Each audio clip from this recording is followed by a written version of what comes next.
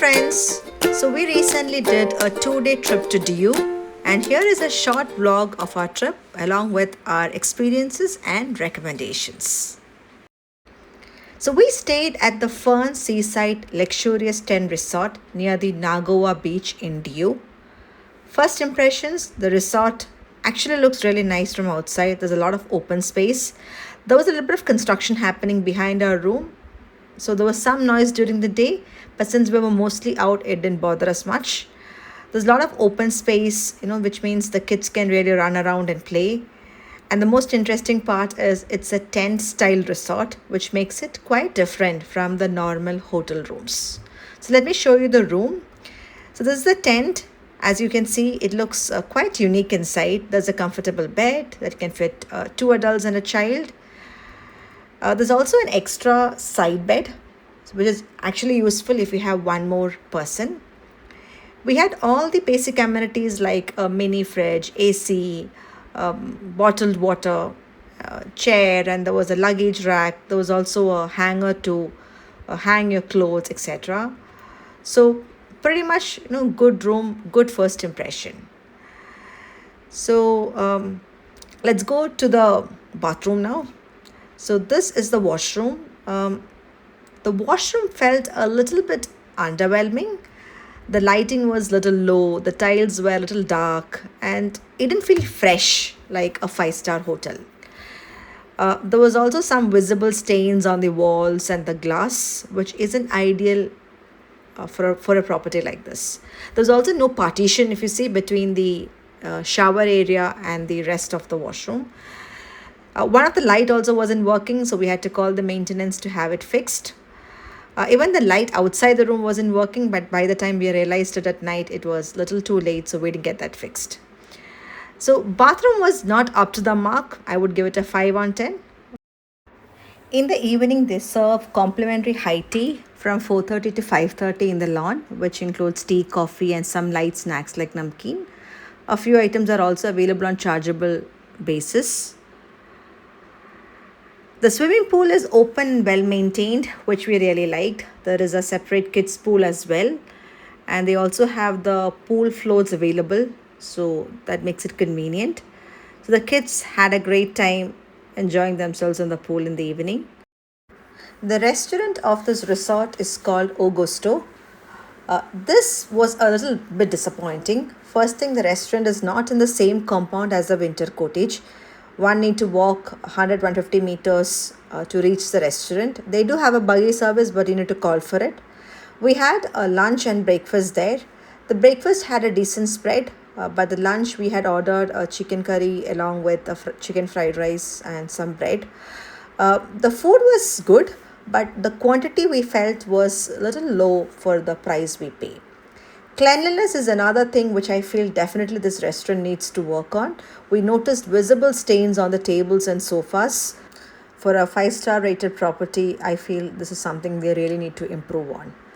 Also, remember that they charge the GST of the bill on 18% because it is considered as in-room dining and not like a restaurant dining. So you will have to pay an 18% GST on the bill. Another experience was also that when we had made the booking, we had requested for interconnected rooms, which was confirmed to us when we made the booking. But when we arrived at the resort, those rooms were not provided to us. So that was a little bit of disappointment. Secondly, if you're someone who relies heavily on mobile connectivity, this is important because there is no Airtel network inside the resort. It is actually zero. So staying connected can be a little bit of challenge. On top of that, the Wi-Fi provided in the rooms are quite weak and inconsistent. So, browsing, using phones becomes very difficult when you're inside the resort. On top of this, if you're traveling with a driver, the resort doesn't provide a proper or doesn't have a driver accommodation or a driver room. However, they provide a washroom facility and a blanket for the driver to sleep in the car. So this resort is rated as a 5-star hotel in Google. We booked the rooms through ClearTrip and we paid close to 12,000 rupees for 2 green winter cottages. But they also have higher category rooms available in case you want to explore. So overall, I would give it this stay about a 7 on 10. Great location, unique tent experience. I like these charpai style seating areas outside the tents. Nice ambience, but maintenance, cleanliness, and service needs improvement. So, as I already mentioned, the biggest advantage of this resort was the location. The beach is just 2 minutes away, the Nagoa beach. So, you literally, step out in a swimwear and walk down, you reach the beach. But just to remind, this is not a private beach. The beach, you have to still walk through the public road, and walk maybe around 150 meters to reach the Nagoa beach. But that is super convenient. The Nagoa beach is also very lively. There are a lot of water activities and it's a good beach for kids. There are also photographers available there who will come and click your photo for 10 rupees per photo. They give you the soft copy. So we had some photos clicked and these are some of the photos what you see. So if you want to do a photo shoot, get ready for that and then come. We have a lot of options available. For dinner, we went to a restaurant right opposite the Fern Seaside Resort, which is called Chulawala. Honestly, the food was really tasty, reasonably priced, so definitely worth trying. After dinner, we walked to the food court, which was opposite Nagoa Beach. So, since the resort was very close to the Nagoa Beach, is very convenient.